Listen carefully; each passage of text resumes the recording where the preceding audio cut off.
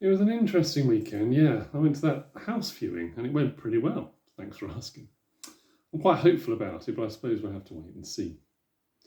Well, I was quite excited about getting my first property, my first step on the ladder. After years of renting, it was great that I'd managed to save up enough for a deposit. I mean, paying rent is dead money, isn't it? I'd rather pay towards something that would be mine in the future. Getting my new job helped, otherwise, I'd never be able to make the payments. I mean, where do you start when you're looking for something on your own? I wanted to keep it affordable, so I mean, 2 bedrooms was pretty much on my limit with my salary in mind. I didn't want to stretch myself too much, but at the same time, I still do have my standards. I mean, I can't live anywhere, not with my position. I have a certain status to hold on to. Well, this was nice. A new build semi right on the edge of town with space to park my car. It's quiet and close to the countryside. Everything was quite nicely done. Ideal for first-time buyers, they said, and I'd have to say I thought so too. The estate agent, yes, it was Hanson's. They were very good, prompt. And while their representative, Katy, she met me there. I think she was quite impressed when I rolled up in my BMW. Good first impression. I think I gave off the air of being independent, assured, yet not too scared to spend a bit of money to demonstrate my status. She beckoned me into the parking space, and I can see that she approved of my choice of Armani suit as I stepped out of the car. She could tell that I was a serious buyer as she turned the key and let me through the door. I must admit, I was quite bowled over when I went in. The kitchen was fitted with all mod cons, nice wide hallway, and it was very light. Walking into the lounge, I could see myself sitting there relaxing. It felt homely very quickly. Katy then showed me the dining room, and I could easily see how you could get a 6-seater table in there. Access to the garden via the French doors was a pleasant surprise too, especially as we stepped out onto the patio area from the dining room. Katy explained that in summertime you could step outside without even putting on your shoes, which made us both smile. She said that my significant other and I could share some lovely barbecues out here, and that there was even room for a summer house. When I mentioned to Katy that at the moment there was no other, it seemed to stop her in her tracks, and I'm sure I saw her blush. I think her interest was piqued. I think it's fair to say that that was a turning point. As we wandered back through into the dining room, I commented how I liked the door from the dining room into the lounge, but Katy started enthusing about knocking it through and making it open plan. I could see where she was coming from, as it would make it feel more spacious. I mentioned that I quite liked having the separate space for a bit of privacy and perhaps even an extra room for when guests come over. However, Katy mentioned that with my work, I don't really have people coming to stay, and that with 2 bedrooms, they could always use the other room. She said it would only be for a night or so anyway, and having a lounge diner would be more versatile. She argued that doors take up unnecessary space and there'll be more room for a wall unit without an adjoining wall. She was quite persuasive, and I think she won me round in the end. It was then good fun choosing colour schemes for the carpets and the walls. It's great that she had those colour swatches with her so you can see the colours next to each other. She's got a real eye for it, you know. She asked me about pets, and I said I'd really quite like to have a dog. She asked me what type of dog, and I always thought I'd need a guard dog to detract burglars. Well, I mean, all my electronic equipment is worth thousands, so I told Katy I was thinking about getting a big dog like an Alsatian or a Great Dane. As soon as I opened my mouth, I could see that she wasn't keen. When pressed why, she said that the problem is that the house would soon smell of dog, and that with my job I wouldn't really have the time to clean up after him. She quite rightly pointed out that I'd also need time to walk him, and that really it wasn't fair to anyone if we didn't have the room for him. In the end, we settled for a hamster. Well, once I'd agreed that it would be me who'd clear out the cage. I think it's good to compromise early on, especially with her allergies.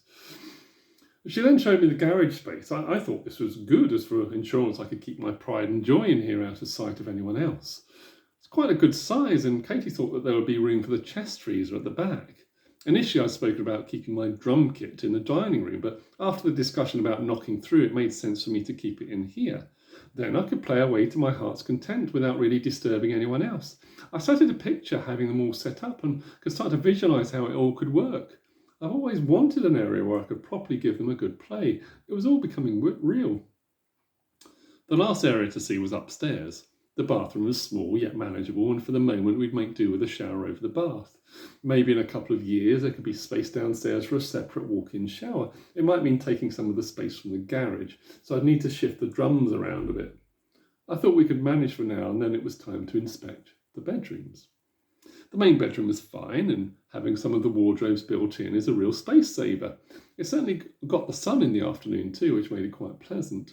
Katy thought she'd take the side by the door, as that would give her more hanging space, and said we'd probably need to get another one of those IKEA wardrobes which would fit along the side wall. I did object that it gave me very little space for my things, but she then pointed out that I lived out of the same 3 pairs of trousers most of the time, so I didn't need as much room. She also reminded me that I did need to keep my side of the room tidy and not strew things across the place. This led to our first real argument. I objected even though I didn't have many clothes, I couldn't really go into work with a creased suit, so in the end we agreed that I could hang them in the wardrobe on her side. We finished our viewing in the second bedroom. This was considerably smaller, but would be fine for a guest bedroom, though there was not much hanging space. It was then that our conversation led to discussions about starting a family. Katy was relieved as she thought I'd never ask, and we then started excitedly talking about where the cot would go, what furniture we'd need, and where the changing table would go.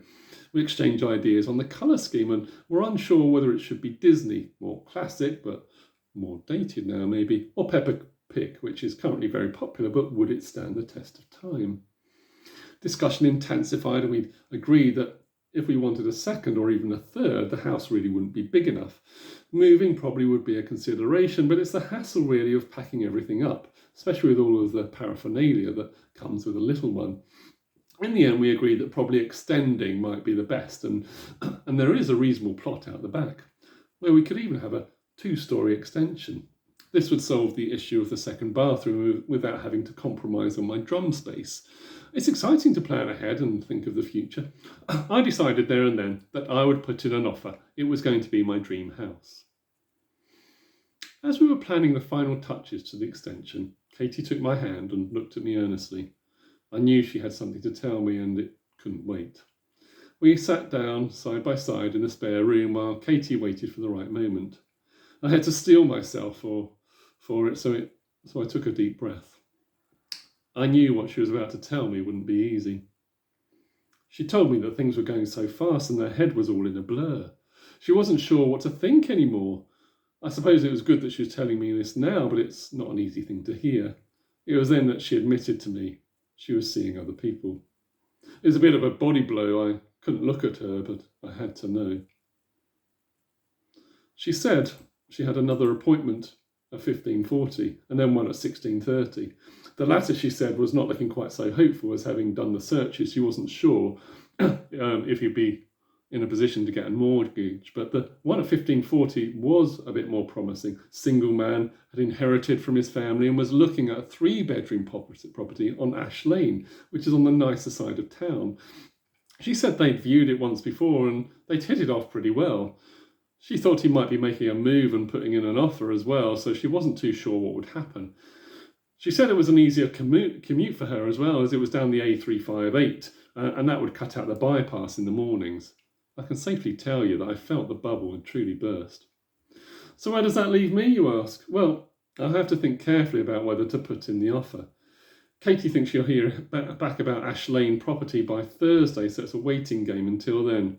But if it doesn't work out this time, I suppose I can give it another go. There are other estate agents out there.